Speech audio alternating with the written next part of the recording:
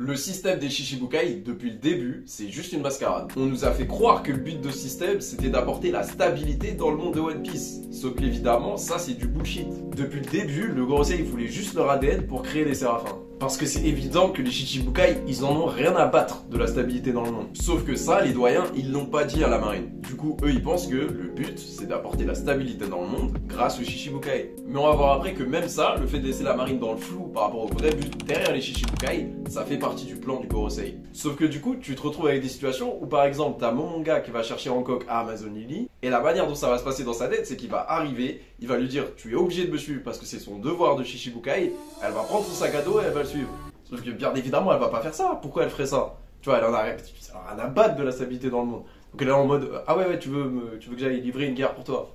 Ouais, bien sûr, je vais plutôt tous vous tuer, on n'entendra plus jamais parler de vous, je le fais comme ça, et voilà. Et à chaque fois, ils utilisent la même menace. Faites attention, si vous ne faites pas ce qu'on dit, on va vous retirer votre titre.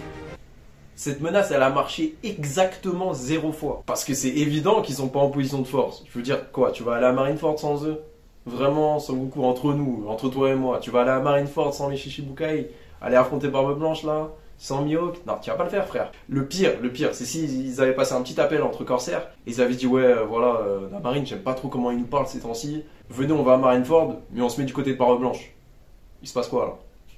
C'est la fin pour la marine. Tu crois ils vont faire quoi contre Barbe Blanche, Mihawk, Doflamingo, etc. Oui, ils vont se faire atomiser. Donc bref, la marine n'arrête pas de courir après les corsaires pour les forcer à faire des trucs, sauf que eux ils en ont rien à battre. Du coup ils les menacent, mais ils en ont toujours rien à battre. Tu sais, c'est un peu comme si ils avaient pas signé le même contrat. Tu vois, les Shichibukai, ils ont signé un petit pacte de non-agression, tu vois, en mode bon ok, vas-y, je signe ça, comme ça vous arrêtez de me casser la tête, vous arrêtez de me poursuivre.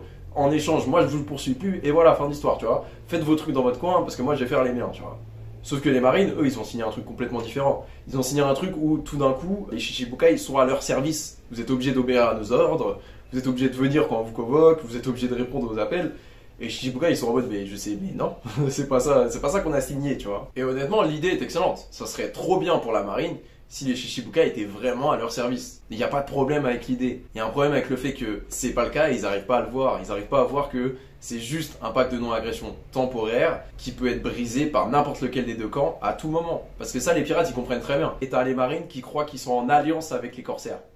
Forcément, tu vois, ils se font trahir à chaque fois. Et l'illustration parfaite de ce fossé entre leur perception de quel est le contrat qui les lie, qu'est-ce que c'est réellement un Shichibukai, c'est lorsque la marine demande à Doflamingo d'aller éliminer Moria. Doflamingo accepte de le faire, mais c'est pas parce qu'on lui a donné l'ordre de le faire. Non, c'est juste parce que ça ne dérange pas de le faire, c'est fun pour lui, tu vois. Lui, il est en mode ah, vous me donnez des pacifistas pour aller éliminer un pirate rival. Ah, mais let's go, vas-y, let's go, on y va. Donc il le fait, mais au dernier moment, Moria s'échappe. Et du coup, Doflamingo, il va les voir, il leur dit ouais, voilà, bah malheureusement, il s'est échappé. Allez, tchuss, tu vois, il allait rentrer chez lui, tranquille, à l'aise. Sauf que le mec du gouvernement mondial, il voyait pas du tout les choses comme ça. Il était en mode non, mais c'est n'importe quoi. On vous donne une tâche simple, vous êtes même pas capable de la faire, c'est inadmissible et tout. Et Doflamingo, il le calme tout de suite. Il lui dit non mais frérot, moi je suis un pirate, évite de me menacer sinon ça part, tu vois. Et tout ça c'est juste parce que le Gorosei ne les a pas avertis. Il les a pas avertis que ils n'arriveront jamais à soumettre des pirates, c'est impossible. Et donc le but c'est de créer des clones qui n'ont pas de libre arbitre et eux on peut les soumettre. Sauf qu'évidemment ils pouvaient pas leur dire ça. Ils pouvaient pas leur dire ouais alors notre plan c'est de récupérer votre ADN pour créer des clones surpuissants de vous qui vont nous aider à tabasser les empereurs. Personne n'aurait accepté. Donc ils l'ont juste dit ouais voilà, on a besoin de vous pour assurer la stabilité des forces dans le monde de One Piece. Est-ce que vous pouvez nous aider? Et derrière, ils ont appliqué leur plan machiavélique avec l'ADN. Et quelque part, c'est vraiment un coup de génie de la part du Gorosei. Parce que personne n'avait vu venir. Personne n'avait vu venir le fait que les Shichibukai étaient en train de se faire cloner et ils allaient se faire remplacer juste après. Dans nos têtes, on voyait le truc, on avait l'impression que les Shichibukai, ils avaient rien à craindre. Et ils les ont parfaitement trompés en créant une illusion de sécurité. Ils ont créé l'illusion que, en fait, c'est les corsaires qui avaient l'avantage sur la marine, entre guillemets, dans ce deal.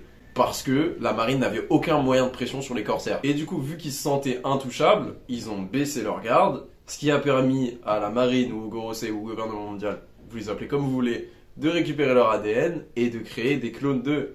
Tu vois, et tout ça, ça vient du fait que le Gorosei, ils ont eu, entre guillemets, l'intelligence de ne pas partager l'information sur leur vrai plan avec qui que ce soit, même la marine. Parce que imaginons, ils l'avaient dit à Sangoku, Sangoku l'aurait dit aux amiraux, les amiraux, ils auraient dit aux amiraux. Au final, tout le monde sait, et puis à un moment, il y a quelqu'un qui le laisse échapper, et voilà, tout d'un coup, ils sont sur leur garde, et plus jamais tu auras l'occasion d'avoir leur ADN. Mais en même temps, c'est un plan à double tranchant. Parce que, ok, tu t'as berné tout le monde, personne l'a vu venir, Mais ça veut dire que tes troupes aussi, elles comprennent rien à ce qui se passe. La marine, elle comprend rien à ce qui se passe. Parce qu'elle pense que le plan, c'est de faire confiance aux corsaires. Alors que c'est pas du tout ça le plan. Et ça amène plein de dommages collatéraux. Parce que par exemple, le fait que Barbe Noire il va à Impledon et il libère tout le monde. Ça, t'aurais pu l'anticiper, tu vois. Mais si tu penses que c'est ton allié, tu vas pas l'anticiper. Tu vas lui ouvrir la porte de la justice en disant qu'il va venir à Marineford pour se battre avec toi contre Barbe Blanche. Bien sûr, il va faire ça. Bah non, le frérot, il a le choix. Il peut aller soit à gauche et livrer une guerre qui ne lui apportera absolument rien, ou soit il va à droite, il va à Impledon parce qu'il n'y a personne pour protéger Impledon.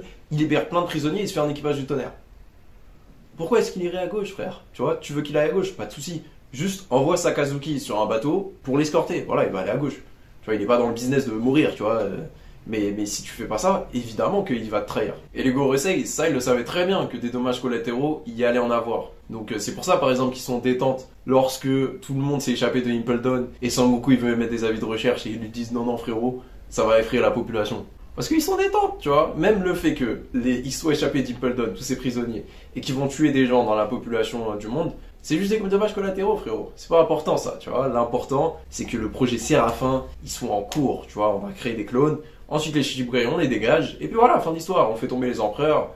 S'il y a des gens qui meurent pendant ce temps, bah c'est pas, tu vois. Et Sangoku, bah il est en mode, mais wesh, mais vous êtes des fous. Tu vois, vous êtes des fous. Il y a plein de gens qui vont mourir. Parce que bah il sait pas que tout ça, ça fait partie du plan du Gorosei déjà de base en fait. Vraiment l'erreur fatale des Shichibukai, ça a été de baisser leur garde suffisamment pour que le gouvernement mondial mette la main sur leur ADN.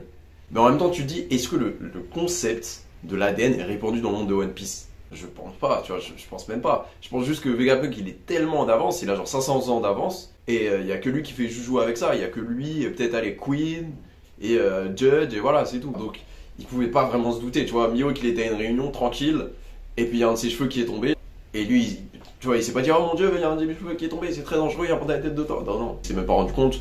Ensuite il est rentré chez lui tranquille, et t'as un mec qui est arrivé, il a mis son cheveu là, il a envoyé à Vegapunk, fin d'histoire. Par contre je suis bien content qu'ils aient pas réussi à mettre la main sur l'ADN de Buggy. T'imagines un Séraphin de Buggy? Non. Donc bref, tout le truc c'était juste une gigantesque pièce de théâtre organisée par le Gorosei.